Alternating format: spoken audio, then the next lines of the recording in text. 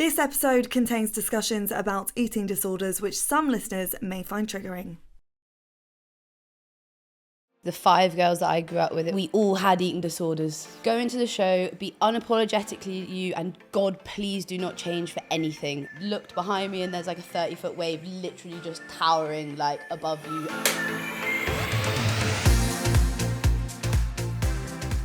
Hello and welcome to Stronger Than You Think with me, Ashley Wilmot. And me, Jodie Ansley. Our guest today signed her first professional surfing contract when she was 12 years old and became British champion at 14 years old. And she recently became the first British woman to surf the 60-foot waves of Nazare in Portugal. We welcome Laura Crane to the podcast today. Thanks for having me. Thank you for being here. I mean, wow. What was that like, firstly? 60 foot, I mean, you've surfed your whole life, but what an achievement.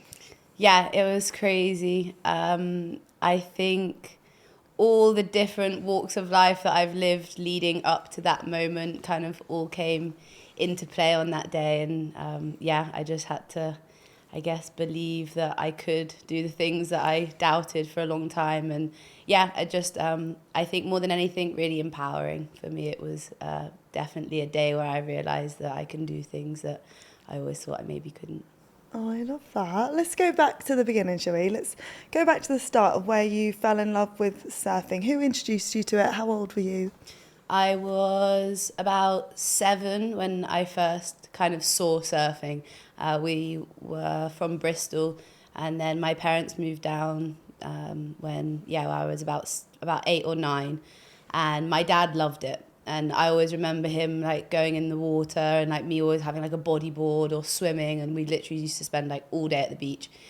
So yeah, literally through my dad's love of surfing, I was like, wow, this seems fun and more fun. I was doing like every single sport possible to me at that age. I was just all over it. So like gymnastics, swimming, cross country running, like I loved it all. But as soon as I started to surf, I was like, okay, this is what I want to do. And I mean, then you became professional when you was 12. I mean, how amazing did that feel?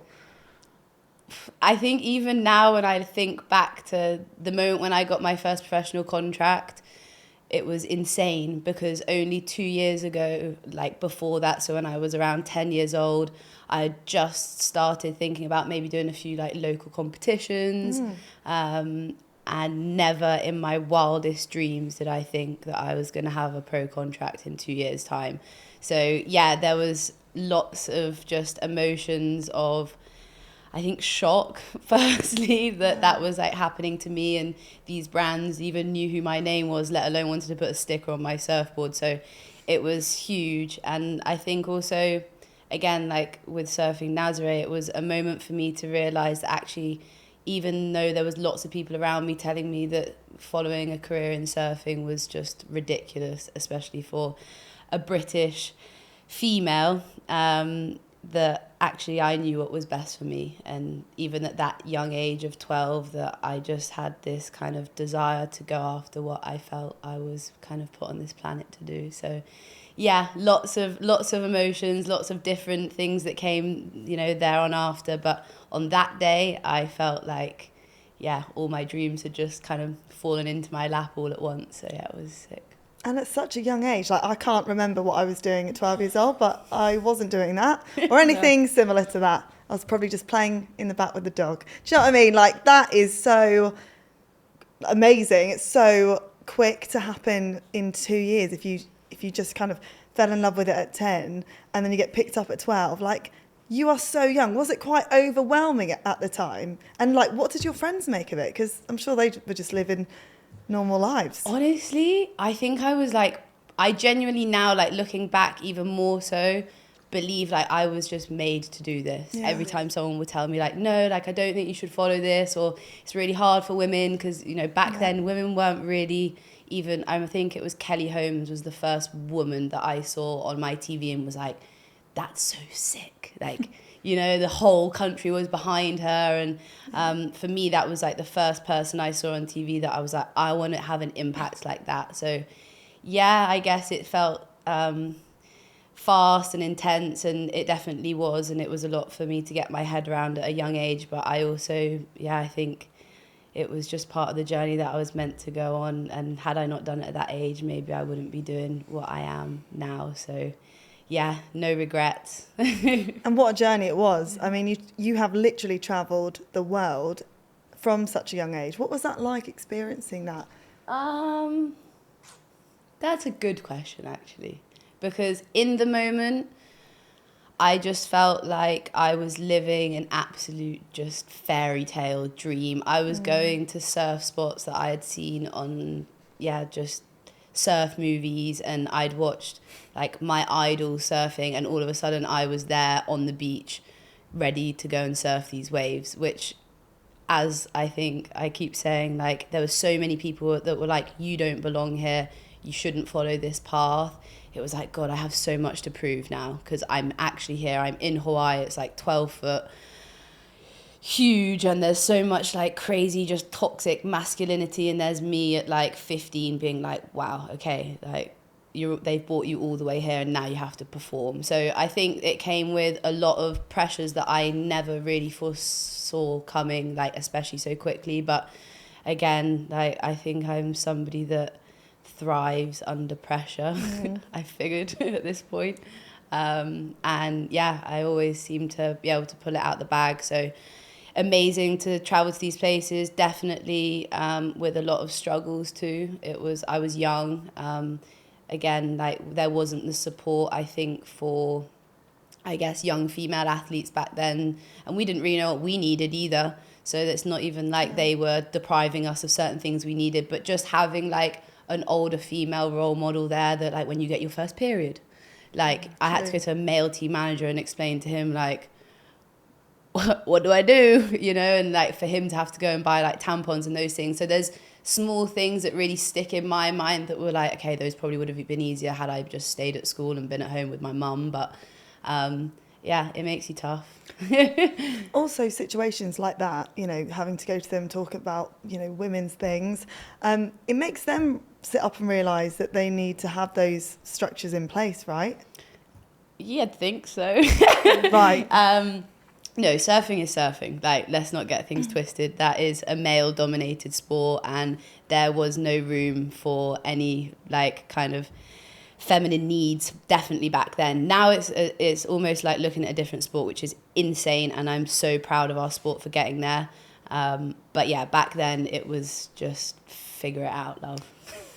That must have been really tough. I can only imagine, like, having to find the courage to speak to someone about it. So yeah, it's good to know that it is changing. Just obviously on the surfing side of things, what does sort of the professional surfing scene look like?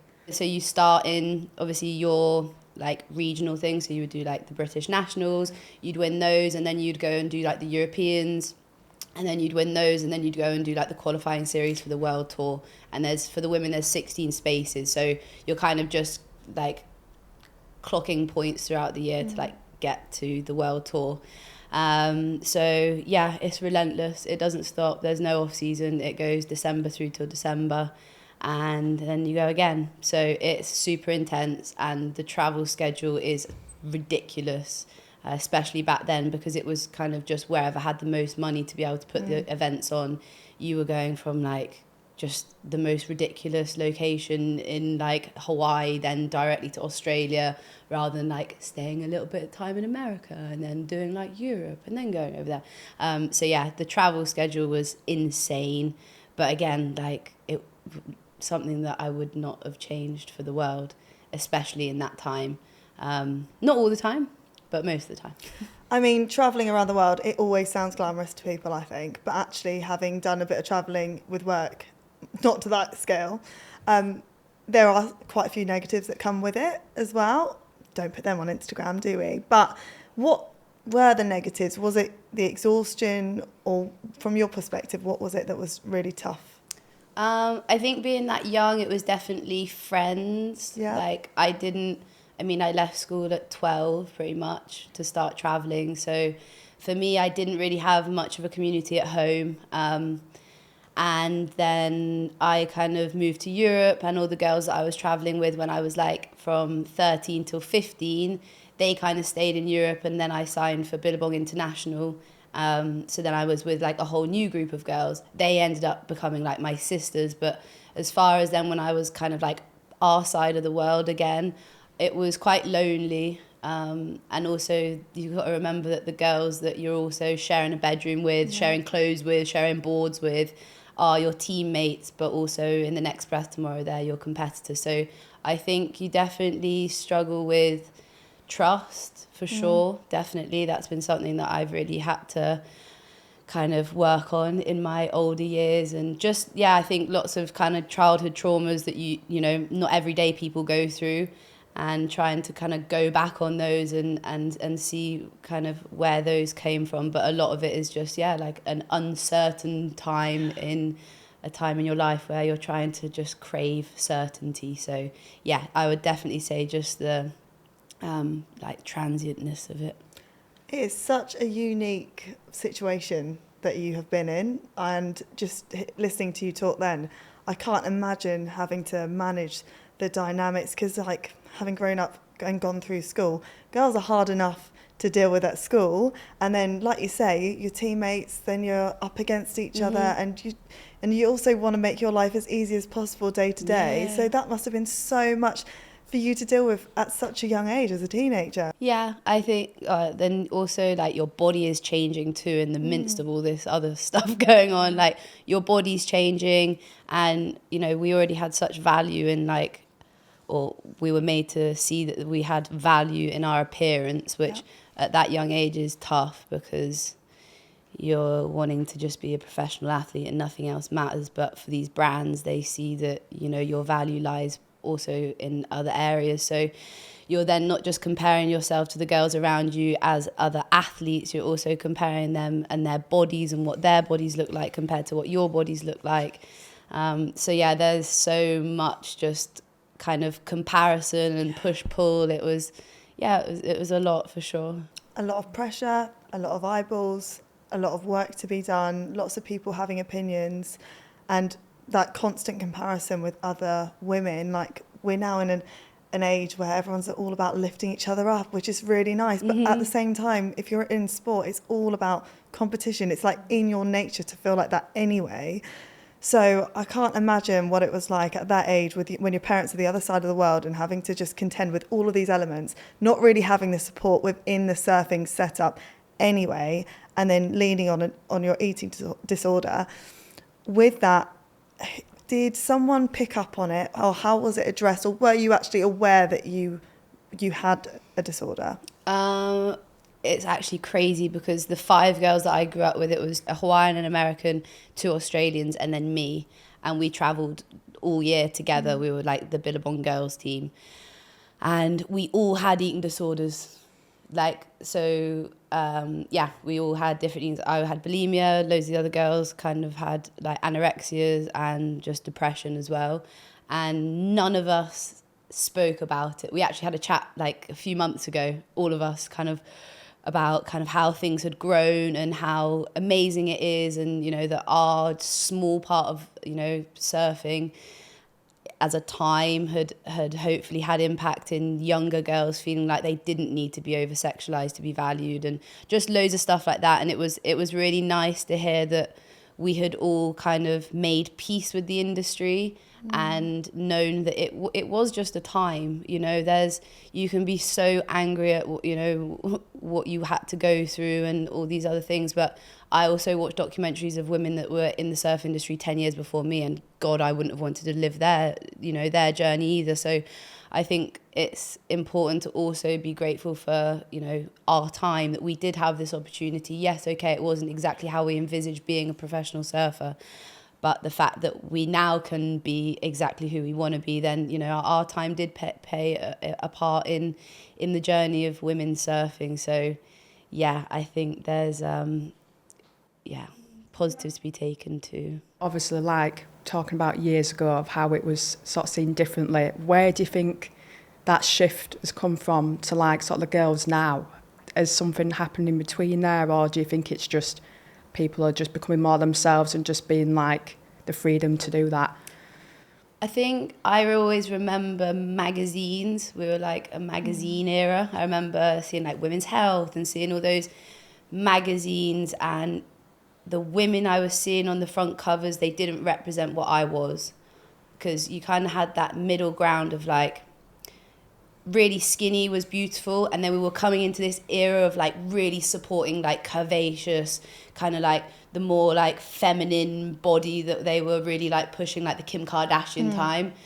And then I felt like, well, then there's me. I'm not like really skinny and I'm not curvy. I'm kind of just jacked. Like I had a six pack, I had big shoulders, I had strong legs. And that was really hard for me because I was like, well, I need to, if I'm this model that they're kind of pushing me towards, then I need to be skinny and I need to not have like fat. And then I also need to try and have like more curves. So it's like this, you're all trying to fit into these boxes. And I think magazines were very, I don't know, they were there to make money and they were there to be sold. So they didn't want to change anything. And, you know, if the society was saying that skinny is beautiful and curvy is beautiful and everything in between is not, then that's what it was.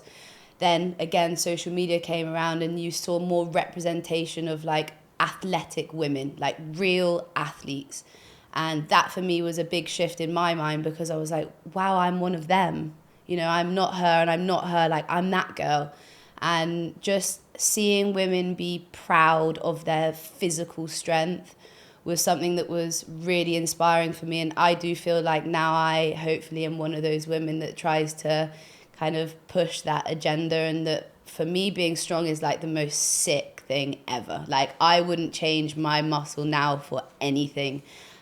So yeah, that was a big shift, and seeing just more representation in the media, whether it was TV or social media or even just ad campaigns, and just knowing that there was space for people like us and that it was okay to be maybe like not exactly what the magazines wanted, I guess. It's interesting because we always talk about the negative sides of social media, like that is so common. But it's really nice to know actually it was a snapshot of everyone else's life, not through the media. And that was very helpful for you. And it's not a common thing that we talk about. So it's quite nice to talk about the positives, because there is positives that come with social media and being able to represent yourself in a certain light. What I'm wondering is how different this was for your male, competitors as well. Like, were men put under as much pressure at that time as? They were gods. Like those boys, honestly, I love them. They are my brothers, and they also protected us like their sisters. But had you been a random girl that turned up to the contests, like, good luck to you. Like, those boys were, in the same instance that they were kind of like in a place for 2 weeks and then like moving on, or not even some days, it was literally like 3 or 4 days. They were stars. They literally got away with anything, and they were definitely kind of championed for like the more bad you are, the better you are kind of thing. And that has also changed. Like, I see the boys now like meditating before heats and stuff, and I'm like, that's sick. We didn't have that 20 years ago. Like, no one was doing that.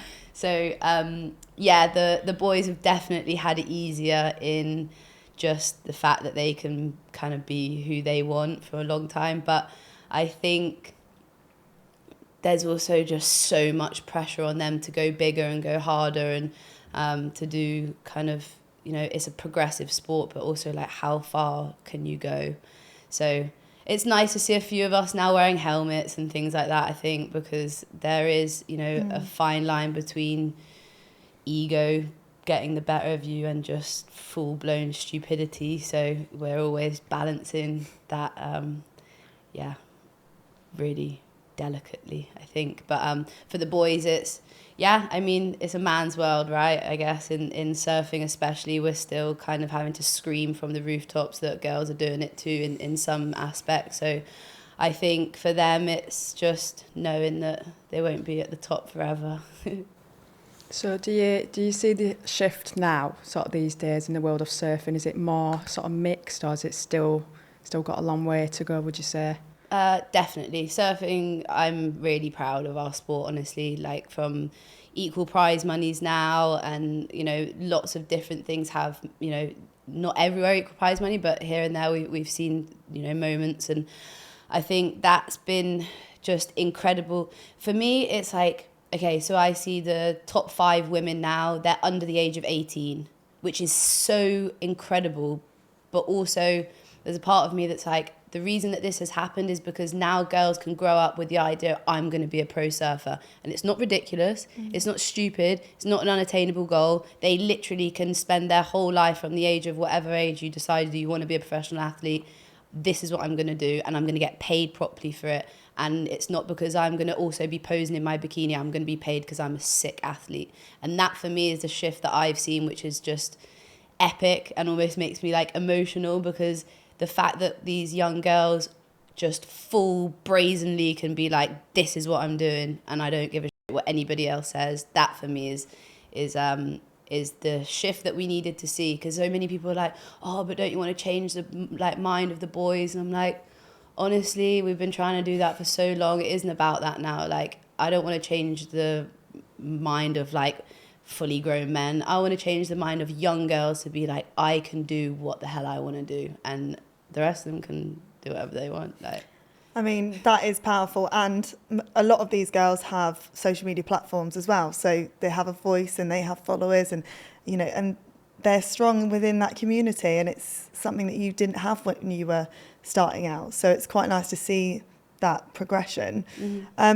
But you did leave the sport eventually, and still at a young age. You were only 21, weren't you? Yeah, I retired at 21 just through mental health. It had been a tough kind of career already at 21. I'd been doing it for however many years, and just the travel, and also we were kind of like modelling full time as well, which was not part of the bargain that I really thought I was going to do. And I signed to be a professional athlete at 12. I was like a full-blown tomboy and just loved my sport. So that, I think, was always gonna play a bit of a kind of destructive role in my life in some senses, because I wasn't genuinely who I was for those years. So I think a little bit of an identity crisis and lots of different things. But yeah, it was my health, and I really struggled with an eating disorder at that point. It was totally overtaking my life, and I was training still as hard as I ever was, and surfing as hard as, and pushing it, because I was trying to kind of be noticed as an athlete, which is why I started all of this in the first place. So that was tough, and I needed time out, and I needed to kind of go back to my family and just regroup. They could see I was ill, I was tiny, and it was, yeah, I think at a point where I couldn't really hide it from them, no matter how far away I was. So yeah, that was it. I made the decision to terminate my contract with Billabong and just go and find who Laura was, kind of outside of surfing, which granted didn't take quite as quickly as I'd have liked it to. But yeah, no, a few other career kind of, I guess, tests. And to be honest, I actually came out of surfing, I was like, I hate this. I never liked surfing. This was like the frame of mind I was in. I was like, this sport's ridiculous. I was never in love with any of it. I was in love with the idea of it, and I need to go and do something different. I want to work in TV. So I was like, okay, I'm going to go work in TV. I go into Love Island. I was like, this is an immediate stepping stone. I'm going to be a sports presenter. It's going to be great. It's all going to be easy. And so I go into Love Island. Absolutely hated all that as well. And came out of there, my eating disorder got worse, so that definitely didn't help me finding who Laura was. And I was so lost at this point, because I was like, well, all my life I've hugged on to this identity of being a surfer, and now I'm like this girl from Love Island that surfs. And it's like, make your own decision, Laura. Like, what do you actually enjoy doing? So that was it. I spent like 2 years pretty much in London faking to myself that I still wanted to be a TV presenter. And I did in the end. And I absolutely hated it. So that was really rough, because I thought that I knew what I wanted. And I think it was because like the media had like really glamorized this life. And then once I was in it, I was like, damn it. Like, I conned myself. So yeah, then I was, I guess even more lost than I was when I was kind of retiring from surfing. I then got really ill with sepsis. So I think that was just my body's way of being like, you're really in the wrong space, love. Like, you need to get out of here. So yeah, I recovered from sepsis. I did Land's End to John O'Groats with my dad. We cycled it. And I think that was a big shift mentally for me, because I realised that I had kind of survived something that kills a lot of people, which was sepsis. And I'd also been living still with bulimia all that time. And I was like, okay, I think I'm made of like pretty strong stuff. So that cycle that I did with my dad, Land's End to John O'Groats, was like, okay, you want to like see what you can do? Let's see if you can do this. This was like 6 months after I'd had sepsis. And that was it. I think that was a big unlocking of just me finding me. It's quite sad, really, to listen to this frame of mind that you were in when were you approached to go on Love Island? Yeah, 3 years in a row, in fact, when I was still competing. Really? Yeah, and I was like, no, God, that sounds terrible. Yeah, and then obviously you've got this ambition, and you know, for people who weren't surfers, they probably were thinking about their other careers and able to try a few different things. And okay, TV presenting didn't work out for you, but it's more like the situation you're in when you're approached by Love Island. You were really, really vulnerable. Mm-hmm. But obviously it is an attraction to some people to go on to the show because of the opportunities that come out from it. And you're seen by different eyeballs who maybe weren't in the surfing community. So there are positives that come from it. But in hindsight, like, how do you reflect on your time doing the show? And I just feel like, how do you reflect on that time? Now, Yeah, at my big age of 29, I can look back at it and I'm proud of myself, honestly, because I think the main reason I wanted to go in there after saying no to the 2 previous years was I had, you know, obviously struggled with not having representation when I was growing up. And I was really in this time kind of like going back to 15-year-old Laura and like, what was it that I needed in that time that would have maybe kind of helped me not have to have the eating disorder and to go through all these other mental health kind of struggles. And it was representation. And I was like, if I can be strong enough to go into this show and be me, and I don't know how to use a curling tong. I definitely don't know how to do a full face of makeup. And like, when it comes to like outfits they were all wearing, I was like, that's just not going to work for me. So I was like, but there needs to be somebody that is that in there. I felt like for the women, it was so like, the women are glam and the boys are really sporty. And I was like, this is so just old fashioned. So I think for me, it was go into the show, be unapologetically you, and God, please do not change for anything. So within 24 hours, I'd been in there and the producers was like, look, you're not really getting that much airtime. And I'm like, that's cool. If what I am doesn't warrant airtime, it's chilling. Like, I'm okay with that. And like, you could feel that they were almost getting a bit frustrated because they were like, well, does she not want airtime? Like, is that not what she said? And it wasn't like, if it was going to change who I was and the person I was perceiving wasn't going to be me again for the second time in my life, I didn't want it. And I didn't want them to have me, sort of thing. And I did think about leaving on that first day when they kind of kept saying those things to me. Anyway. on the first day they were saying that? Yeah. Because Jeez. bearing in mind, I went in literally as like the last person. So I had to like break somebody up. Somebody had to like me. And it was very like, oh God, if you don't. And I was like, I'm going to be okay. If I get kicked out in 24 hours, like, it's going to be okay. My life's going to go on.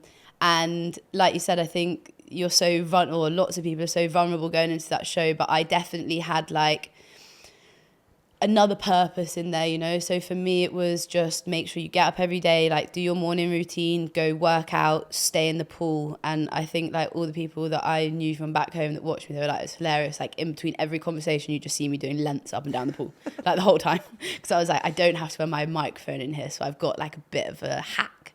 But that was it for me. And I came out and I had like so many articles in the media about how I didn't do my nails, how I was like way more masculine than like the other girls in there, that my build was strong, I had huge shoulders. So all of my insecurities were literally just like typeboarded in articles when I then got out the show.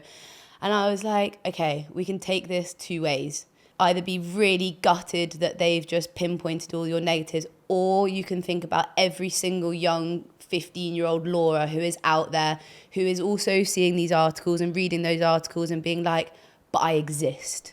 And that for me was kind of, now when I look back, that I can be so proud of going on that show, and like I have no regrets, literally zero regrets about how I like was perceived, and I was true to me. So I think as much as I wouldn't go in it today, I am really happy that I did it then.